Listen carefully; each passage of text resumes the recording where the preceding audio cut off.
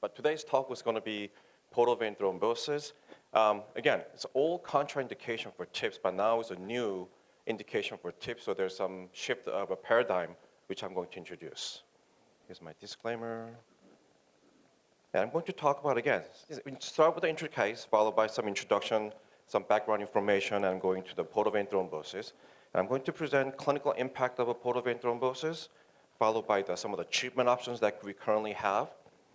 And we're going to move into the new guidelines of a portal vein thrombosis, which just recently came out over the past 2 years. And I'll show you some of UCLA cases, and we'll end with a summary. So here's a patient, 16-year-old female, young, healthy, otherwise no medical problem, presented with a fever, upper respiratory syndrome. We thought it was maybe COVID, but it was negative. Acute abdominal pain, unable to eat for a few days.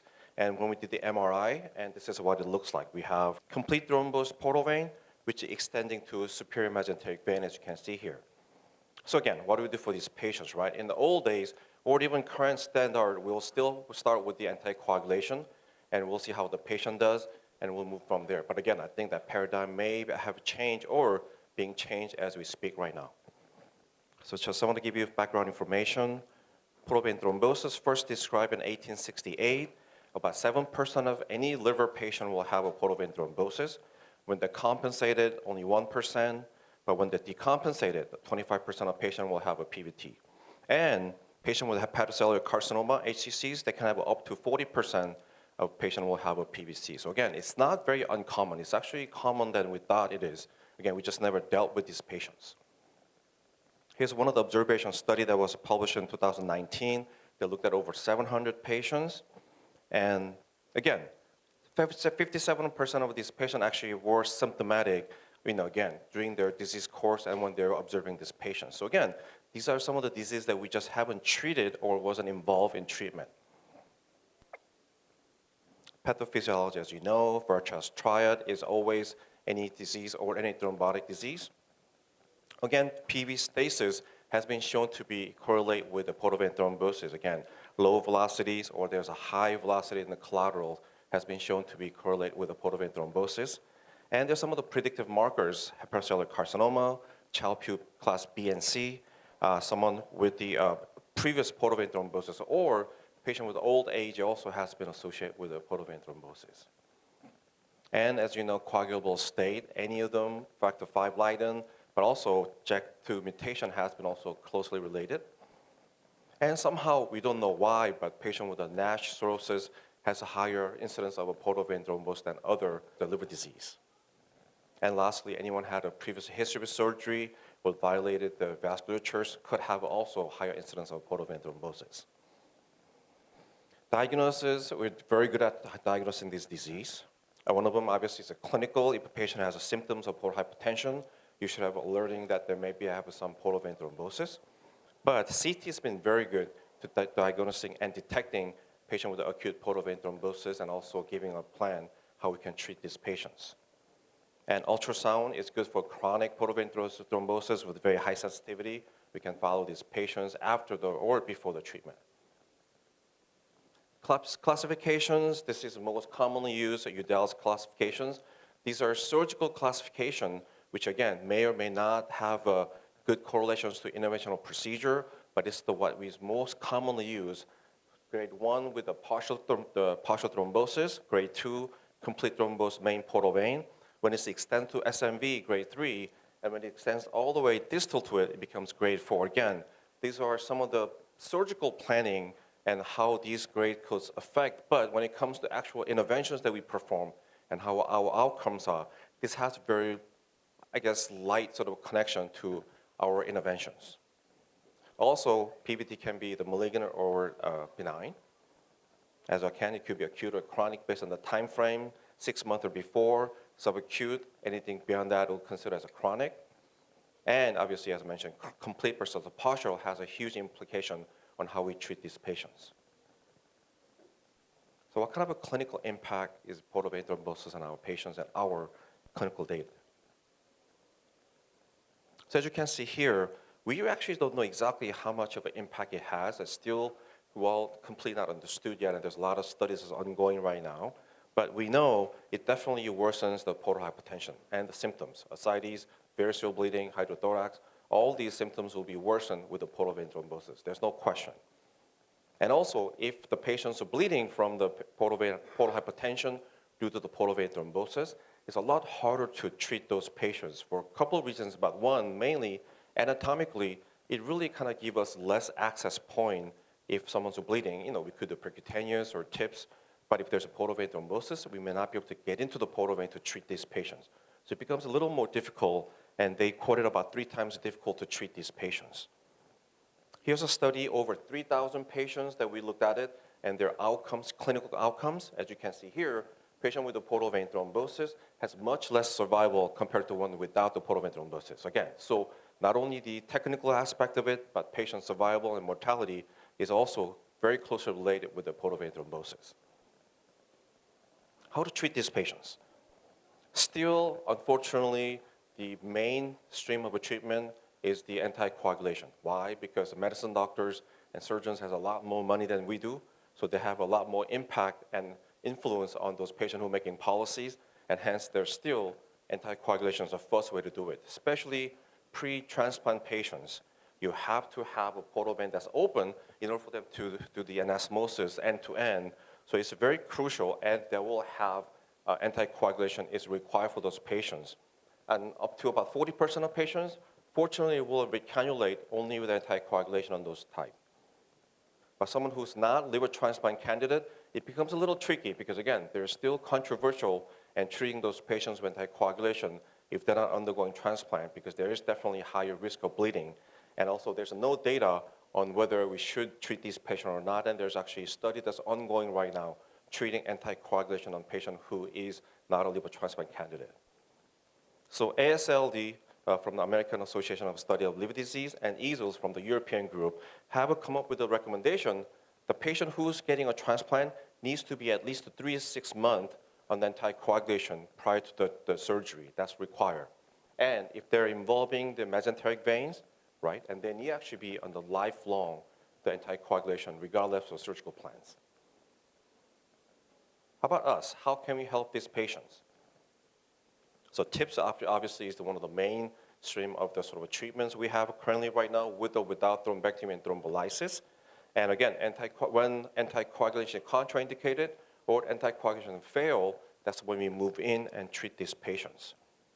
It has been a little bit easier with now that we do transplantic access as well as transhepatic access, and it's been shown to improve the efficacy, and also the recalcitrant rate has been as high as 90% using different techniques that we have now. Again, so TIPS on portal vein thrombosis in the past was a contraindicated for TIPS, but now with the new guideline from the ASLD 507 and the ALTA, that all recommends the TIPS on portal vein thrombosis, and I'm going to show the data. And here's one of the study meta-analysis looking at 399 patients over 13 studies that was published in 2019. And again, you can see technical feasibility up to 95 percentile. And with the portal vein recanalization rate up to 80%. So we are doing a very good job of treating these patients. How about the clinical outcomes? Same thing, survival up to 90% after the portal vein thrombosis treated with the TIPS, and complication as low as only 10%. So again, overall, clinically, it's superb treatment for these patients who has a portal vein thrombosis to be treated with a TIPS procedure. So I'm going to go into the new guidelines that I mentioned earlier. There's ASLD 507 and ALTA Consortium. And some of you guys, and I'm sure all of you guys know, this is the last update that we had on TIPS back in 2009 by Dr. Boyer, hepatologist, and Dr. Haskell, who's interventional radiologist. Again, it's a 15-year-old guideline, and during those guidelines, we specifically say that the portal vein thrombosis is a relative contraindication. For a couple of reasons. One, obviously, it's difficult. It's very technically challenging if there's a thrombosis within the portal vein, right? Because you have to access into the portal vein. You may or may not be able to get in. And if it's chronic portal vein thrombosis, you actually will not have a portal vein or visualizing portal vein. So, where are you going to put your TIPS, right? So it's technically very difficult. And again, the outcome was not sure at the time because we didn't know, or we didn't have a good techniques to complete this portal vein thrombosis TIPS. But that has changed, and I'm going to bring out to you. We have now new guideline that just came out 2023-24 from ASLD on TIPS, variceal bleeding, including the RTOs and ATO. And what we have is 10 of us who are hepatologists, interventional radiologists, the hepatobiliary surgeons from all over the world came together. We presented the practice guidance on TIPS, which is, again, 15 years old update. And one of the things with the portal vein thrombosis, the guidance statement says, the blend, not the malignant, the benign blend portal vein thrombosis does not preclude the creation of a TIPS anymore. And again, we recommend doing a TIPS on those patients, and obviously it has to be done at the experience center. So again, now the TIPS is recommended in those patients who has a portal vein thrombosis. Second, 507, that was published in 2022. Again, same thing for these patients. TIPS is recommended in patients with a portal vein thrombosis, especially if these patients are considered for liver transplant, because again, it really changed their candidacy for transplant. And I'm going to present the case that is correlated to this guideline. And lastly, ALTA, which is the consortium from the North America.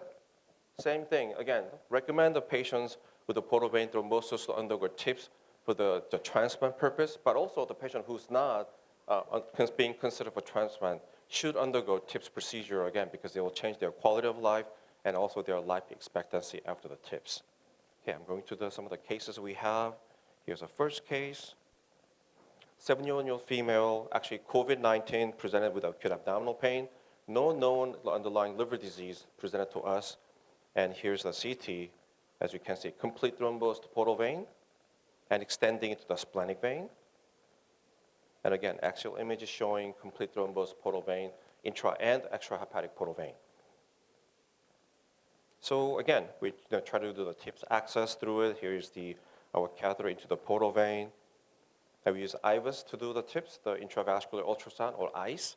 And we use a 19-gauge TIPS kit with a Vitor, again, CX to control expansion within the liver parenchyma. And here's our catheter. And once we had a TIPS placed, we used the larger device, a 16 French, 20 French aspiration device. It has a little disc that can disrupt the clots. And this is what it looks like, and this is what the clots that we retrieved from the portal vein. And again, these are the clots that we retrieved. And this is what it looks like after, again. Now, these patients are sort of considered for the transplant, so the main goal is to have right flow and good flow within the main portal vein, especially extrahepatic portal vein. In this case, again, you can see flow from the splenic, IMV, SMV is widely open through the main portal vein, through the TIPS, having, again, good inline flow within the system. No symptoms, discharged in 3 days. And here's again, CT follow-up 1 month, again, widely open portal vein with the TIPS, and ultrasound also showing the patency of the TIPS and the portal vein. Here's a 3-year follow-up. Again, she came back because she had abdominal pain or there was a problem with the ultrasound of the TIPS. But again, we see little clots, but again, otherwise widely open, complete symptom-free. Patient was on the transplant list, but patient decided not to get a transplant anymore because she was symptom-free and her liver disease was under control, so she was off the list. Next case, here's a 60-year-old gentleman with alcoholic cirrhosis, MELD of 16. I had a 2.5 cm HCC that was treated successfully without any disease or residual disease. OLT listed, and patient had presented with acute abdominal pain. Similar story, as you can see, intra and extrahepatic portal vein is complete thrombosed, which extended into SMV as well too. So unfortunately, patient was delisted from the liver transplant because of, again, patient did not have proper vasculature for the liver transplant. But at the same time, the transplant surgeon asked us to see if we can recannulate and open the portal vein. So we attempt to do it again. IVUS TIPS, 19-gauge TIPS needle with the Vitor, and using, again, same large bore aspiration device. And again, here's a TIPS in the clot. We ballooned first. We got into the distal part. And again, using the aspiration device. And these are the clots that we retrieved from the portal vein and SMV. And here, again, it doesn't look great, but at least we have some flow within the SMV, splenic, and the portal vein through the TIPS. Patient was on anticoagulations, and we followed up in 1 month. Here's the immediate after CT, again, showing the flow within the portal vein and through the TIPS and SMV. Again, here's a portal vein, and through the tips. And here's the ultrasound showing good flow within the portal vein as well as the tips. So we represented the patient at the committee, and the committee said, well, you know what, let's see it again in 4 weeks if that stays open to be considered. Which here's a 4 weeks follow-up. And again, wide open portal vein through the tips, good flow. Again, enlarged and actually pretty good looking portal vein after the 1 month. And here's the ultrasound. Again, showing very good flow volume. So now patient is actually listed and still waiting for the transplant, but now patient actually gained the candidacy for transplant, where otherwise the patient would probably unfortunately passed away with the portal hypertension. Last case. So this is an intro case, that 16-year-old girl, right? Again, multiple complete thrombus, extrahepatic portal vein extending into SMV, but there's a hopeful, there was a little sort of proximal SMV that was still open, and we will have multidisciplinary meetings say, oh, maybe this patient can just undergo anticoagulation and they'll help. Unfortunately, heparin started, but 3 days later, his patient's symptoms got worsened, and that proximal part of SMV was completely thrombosed again, unfortunately. So at this point, we decided to intervene because, again, there's no room for anticoagulation. So we used the abdominal ultrasound-guided tips. So here's an IVC, here's a thrombus portal vein, here's a needle going in, and straight into the portal vein using an ultrasound.